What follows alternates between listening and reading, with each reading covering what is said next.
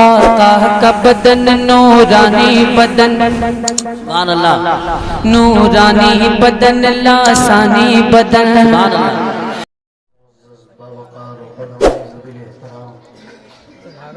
سامنے تشریف فرما برادران اسلام، السلام علیکم ورحمۃ اللہ وبرکاتہ۔ الحمدللہ رب العالمین،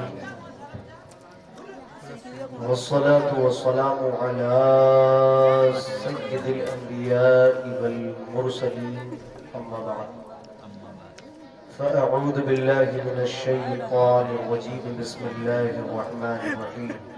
وتوبوا إلى الله جميعا أيها المؤمنون لعلكم تفلحون۔ صدق الله العظيم وصدق رسوله النبي الأمين الكريم، ونحن على ذلك لمن الشاهدين والشاكرين، والحمد لله رب العالمين۔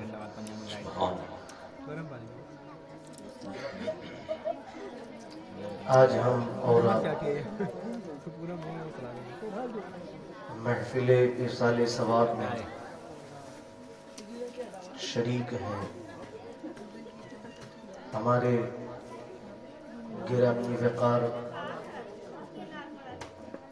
حضرت حافظ و قاری محمد صدام حسین صاحب قبلہ نے اور آپ کے برادران و اہل خانہ نے اپنے مرحومین کے ایصال ثواب، سالینہ ایصال ثواب، روز 40ویں پر ایصال ثواب کے موقع پر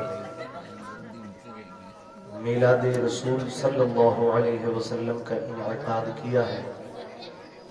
اللہ تعالی اپنے حبیب کے صدقے و طفیل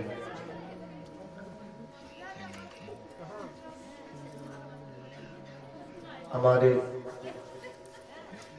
حافظ صاحب کے والد بزرگوار اور حضرت کی دادی صاحبہ کو مولا غریق رحمت فرمائے،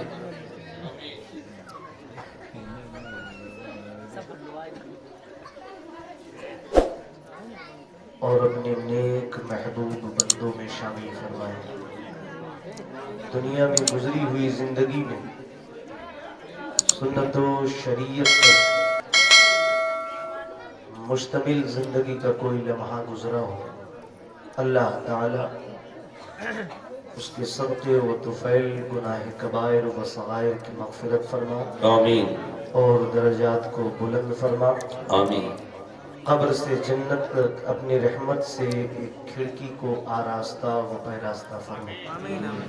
آئے ہم اور آپ بڑے ادب و احترام کے ساتھ اپنی اور ساری کائنات کے مرکز عقیدت روح فدا ہو جناب احمد مجتبیٰ محمد مصطفیٰ صلی اللہ علیہ وسلم کی بارگاہ بے کس پناہ میں درود شریف پیش کریں اور پڑھیں۔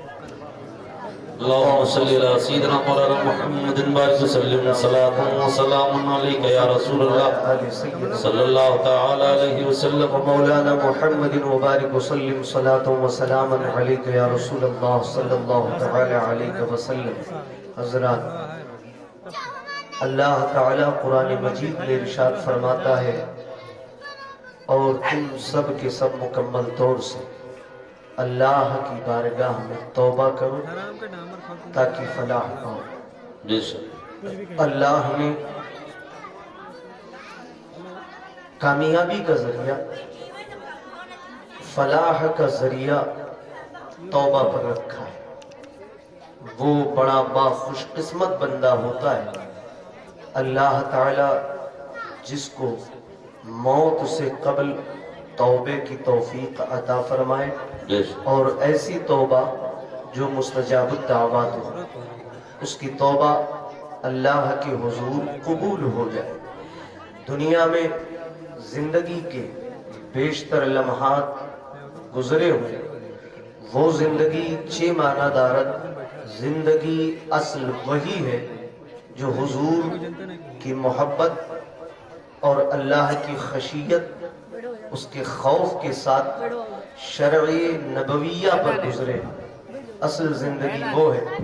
حضرات گرامی، وقت اتنا زیادہ نہیں ہوا ہے، مگر تاثیر سرد اس قدر احاطے میں ہمیں آپ کو لیے ہوئے کہ تا دیر بیٹھنا مضر ہو سکتا ہے، اس لیے بس چند باتیں تھوڑی دیر کے لیے ہم گوش ہو کر کے سن لے، کیونکہ احصال ثواب صرف حضرت ہی کے والدہ دادی صاحبہ اور والد صاحب کے لیے نہیں ہے، بلکہ اس کا ثواب جتنا وہاں تک پہنچ رہا ہے وہی خیر عمل میں ہم اور آپ بھی شمار کیے جا رہے ہیں۔ سبحان اللہ۔ حضرات گرامی، اللہ تعالی قرآن مجید میں ارشاد فرماتا ہے جو دنیا میں ذرہ برابر نیکی بھی کرے گا وہ بھی دیکھے گا، جو ذرہ برابر برائی کرے گا وہ بھی دیکھے گا۔ وہ بندہ جس کو اللہ دنیا میں توبہ کی توفیق عطا فرما دیتا ہے، وہ بندہ دنیا اور آخرت کا تاجدار ہوتا ہے۔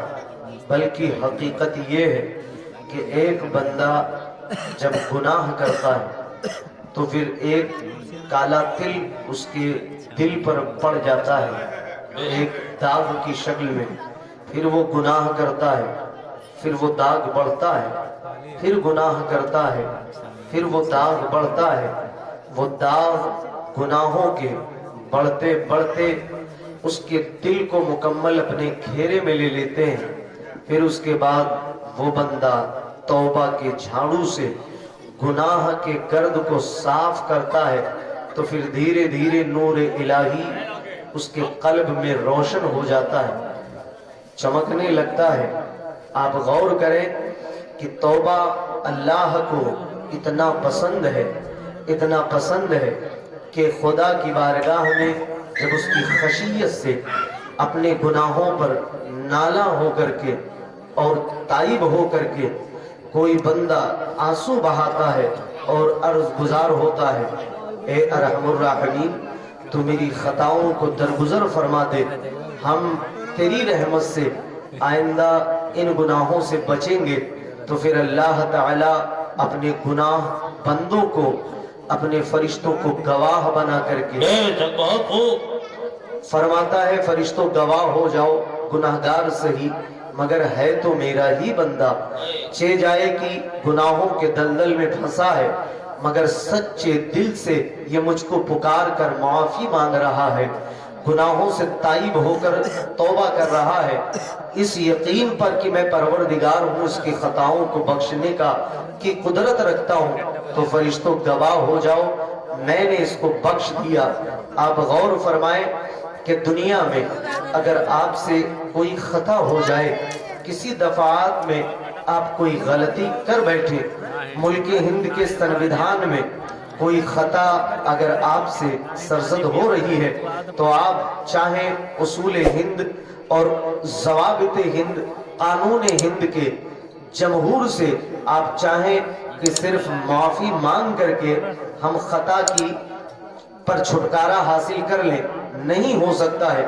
آپ نے اگر قانون توڑا ہے تو اس کی سزا آپ کو بھگتنی پڑے گی، صرف معافی مانگ کر کے آپ رہائی حاصل نہیں کر سکتے، مگر آپ کے گناہ اگر پہاڑوں کی چوٹیوں کے برابر بھی ہو گئے ہوں، آؤ دیکھو یہ رب کی بارگاہ ہے، اللہ کی بارگاہ میں بڑے سے بڑے گناہ پر اگر بندہ توبہ کرتا ہے اور شرمندہ ہو کر کے یقین کامل کے ساتھ آئندہ اس گناہ کو نہ کرنے کا اپنے پروردگار سے وعدہ کرتا ہے تو پھر اللہ تعالی اس کے بڑے بڑے گناہوں کو بھی بخش دیا کرتا ہے۔ سبحان اللہ۔ تبھی تو ڈاکٹر اقبال نے ایک شعر کہا تھا، موتی سمجھ کے شان کریمی نے چن لیے تھے، قطرے جو گرے تھے عرق الفیال کے، ایک قطرہ جو خوف الہی سے گرتا ہے وہ گناہوں کو ایسے دھو دیتا ہے جیسے بندے نے کوئی گناہ نہ کیا ہو۔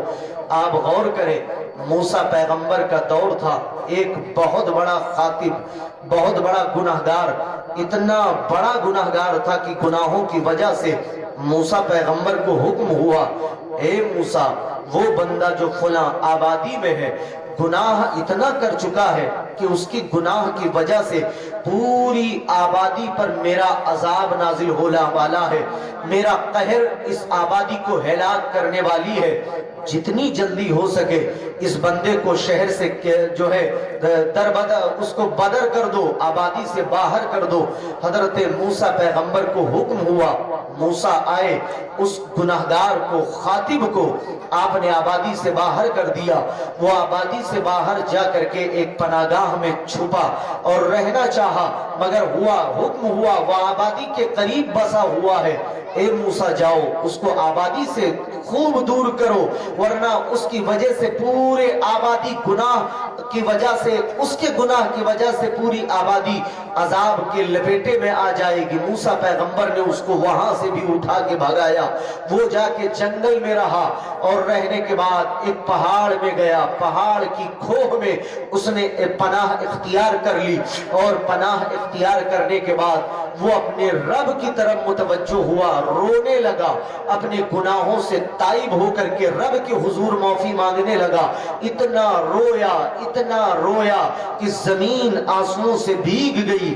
اس کے بعد میں وہ یہی عرض کرتا رہا، اے ارحم الراحمین، ہزاروں گناہ سہی، بہت بڑا خاطب ہوں، مگر ہوں تو میں تیرا ہی بندہ، تو نے ہی مجھ کو پیدا کیا ہے، میرے مولا میری مغفرت فرما دے، میں بہت بڑا گناہگار ہوں، مگر تیری بارگاہ میں سچے دل سے میں توبہ کرتا ہوں۔ اچانک وہ بیمار ہو گیا، اور جب بیمار ہوا کوئی پرسان حال نہیں، آنکھ کھلی تو کیا دیکھ رہا ہے، میری ماں میرے سامنے موجود ہے، میرا باپ میرے سامنے موجود ہے، میرا بیٹا میرے سامنے موجود ہے، میری بیوی میرے سامنے موجود ہے۔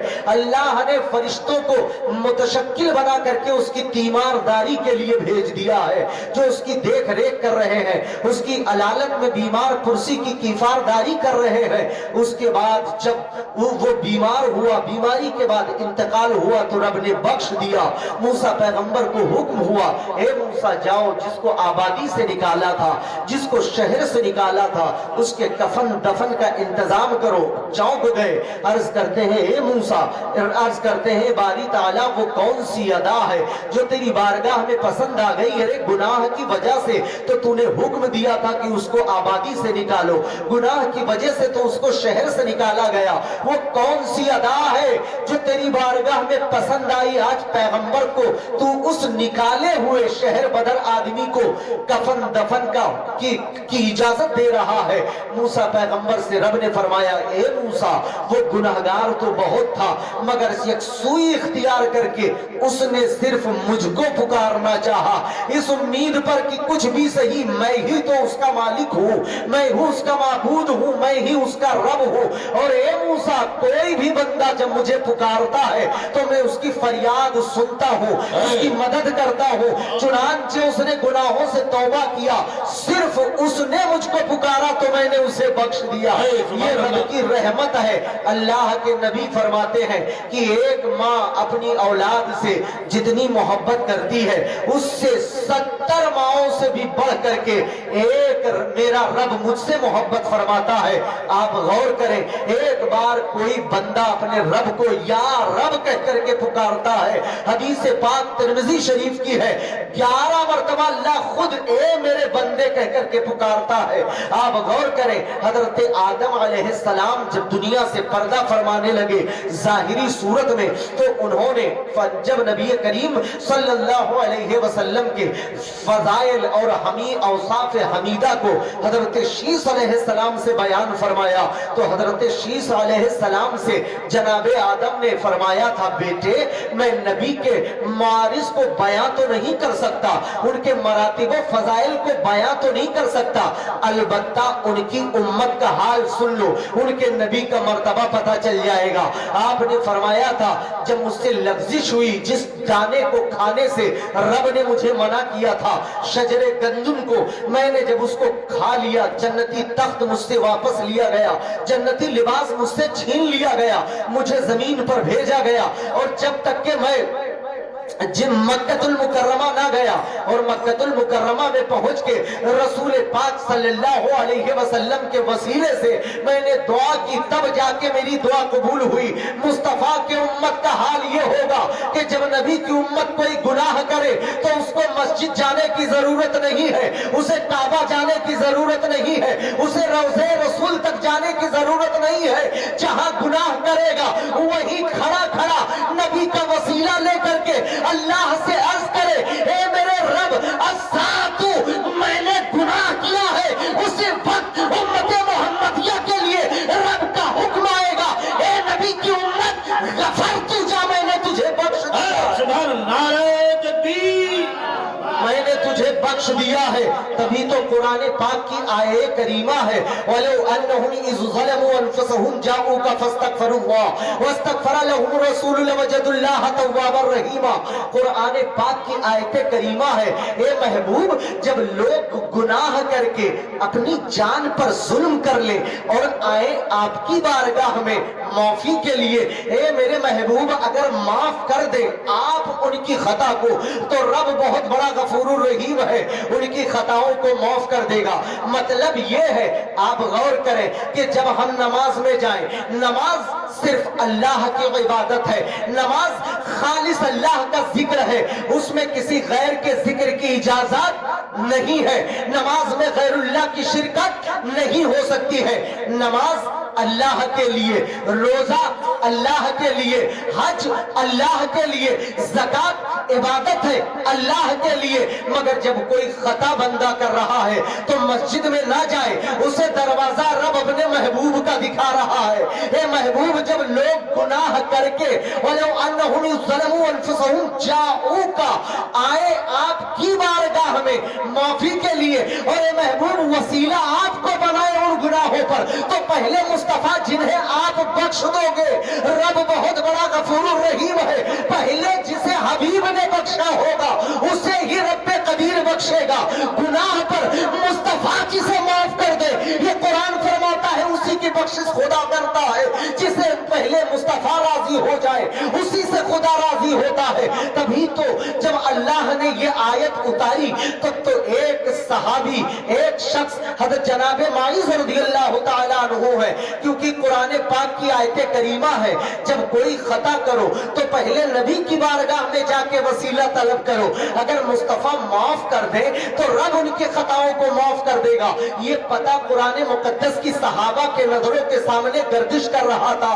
ایک جناب معیذ رضی اللہ تعالیٰ عنہ ہے، یہ جب یہ آیت اتری اس کے بعد سیدھے بھاگے بھاگے حضور کی بارگاہ میں پہنچے، عرض کرتے ہیں یا رسول اللہ صلی اللہ علیہ وسلم، مجھ سے بہت بڑی خطا ہو گئی ہے، اے اللہ کے رسول، قرآن پاک کے بتائے ہوئے پتے کے مطابق حضور آپ کی بارگاہ میں حاضر ہوا ہوں، کیونکہ آپ کو وسیلہ بنا کے اپنے گناہوں کی تلافی چاہتا ہوں۔ صحابہ کی انجمن سجی ہوئی ہے، نبی جلوہ گر ہے، مسجد نبوی کی محراب و منبر روشن ہے، سارے صحابہ توجہ دیے ہوئے ہیں۔ اللہ کے نبی سے جناب معیذ عرض کرتے ہیں یا رسول اللہ میں نے خطا کی ہے۔ اللہ کے نبی پوچھتے ہیں بتاؤ معیذ تمہارا جرم کیا ہے، تم نے خطا کیا کی ہے؟ معیذ عرض کرتے ہیں یا رسول اللہ میری خطا یہ ہے، اتنا کہتے کہتے معیذ کی زبان پھر رک جاتی ہے، سارے صحابہ توجہ دیے ہوئے ہیں۔ اللہ کے نبی پوچھتے ہیں اے معیذ بتاؤ تیرا جرم بڑا ہے کہ خدا کی رحمت بڑی ہے؟ حضرت معیذ سے اللہ کے نبی نے جب فرمایا، جناب معیذ عرض کرتے ہیں نہیں نہیں میرے سرکار، خدا کی رحمت کے آگے تو میرے جرم کی کوئی بساط نہیں ہے، تو پھر معیذ اپنے جرم کو بیان کرو۔ معیذ عرض کرتے ہیں یا رسول اللہ دربار رسالت میں معیذ کو اپنے جرموں کا ارتکاب کرتے ہوئے بیان کرتے ہوئے کلیجہ منہ کو آ رہا ہے۔ معیذ سے نبی کریم فرماتے ہیں معیذ گھبراؤ نہیں، اپنے جرم کو بیان کرو۔ عرض کرتے ہیں یا رسول اللہ مائز کا جرم اور گناہ یہ ہے کہ نفس کے چکر میں آ کر کے اور نفس امارہ کے دباؤ میں آ کر کے مجھ سے خطا یہ ہوئی ہے کہ میں نے زنا جیسا گناہ کر ڈالا ہے۔ اب قرآن کی آیت پاک نے پتہ دی ہے کہ خطا ہو جائے تو نبی کے پاس جاؤ۔ اب آپ کے پاس آیا ہوں، میرے نبی مجھے بچا لو جہنم کے نظرے شعلہ جوالا ہونے سے میرے سرکار آپ محفوظ فرما سکتے ہیں۔ اے اللہ کے رسول آپ مجھے بچا لے، کیونکہ اگر آپ روٹ گئے تو دنیا کی کوئی طاقت مجھے بچا نہیں سکتی ہے، اگر آپ راضی ہو گئے تو مجھے جنت سے کوئی روک نہیں سکتا، اس لیے اللہ کے نبی آپ راضی ہو جائے۔ اتنا سننا تھا، اللہ کے نبی نے داہنے جانب چہرہ پھیر لیا، مائز دائیں جانب جا کر کے عرض کرتے ہیں سرکار جو بھی سزا ہو شریعت کی لگا کے مجھ کو پاک کر دیا جائے۔ نبی نے بائیں جانب رخ پاک کو موڑا، مائز بائیں جانب جا کر کے عرض کرتے ہیں سرکار بچا لیجئے، ایک خطا ہوئی ہے، آپ کے حضور آیا ہوں، میں تم سے پوچھنا چاہتا ہوں، ایک خطا کر رہے ہیں جناب مائز، نبی کی بارگاہ میں جا رہے ہیں، کیونکہ جتنی جلدی ہو سکے ان گناہوں سے تلافی لینی چاہیے۔ میں تم سے پوچھنا چاہتا ہوں تم نے مرنے کو سوچا ہے کہ نہیں؟ تم نے قبر میں آنے والے حالات کو سوچا ہے کہ نہیں؟ ارے تیرے ہی بھائی ایک چارپائی پر تجھ کو لاد کر قبرستان کی تاریکیوں میں ڈھکیل کے آئیں گے، یہ منظر آنے والا ہے، تو نے سوچا ہے کہ نہیں؟ ایک خطا ہو رہی ہے، نبی کے حضور جا رہے ہیں، ہم صبح سے شام تک ہزاروں خطا کرنے کے بعد اگر ہمارا عالم کہتا ہے اے مسلمان تو توبہ کر، تو پلٹ کے کہتا ہے کھلا میں نے گناہ کیا کیا ہے جو توبہ کروں، میں نے خطا کیا کی ہے جو توبہ کروں۔ یہ شریعت پر اللہ کے نبی صلی اللہ علیہ وسلم نے صحابہ سے فرمایا مائز کے منہ کو سونگھو، کہیں مائز نے شراب تو نہیں پی رکھی ہے؟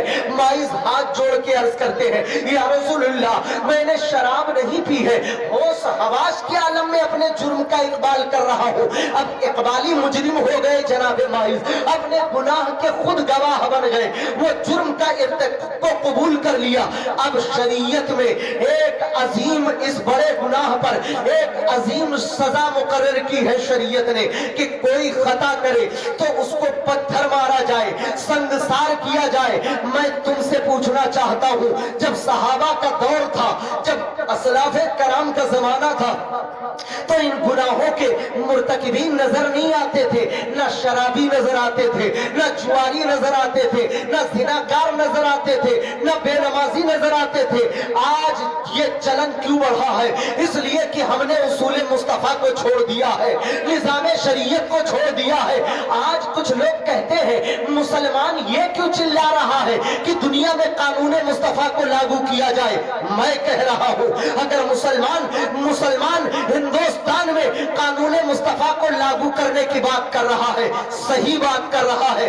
اگر مسلمان ہندوستان میں شریعت نبوی کو لاگو کرنے کی بات کر رہا ہے، صحیح بات کر رہا ہے، اس لیے کہ جہاں پہ قانون ہندوستان نافذ ہے، اللہ کے عزت کی قسم اٹھا کے کہتا ہوں وہاں پہ مصطفیٰ کی شریعت کو لاگو کر کے دیکھ لو۔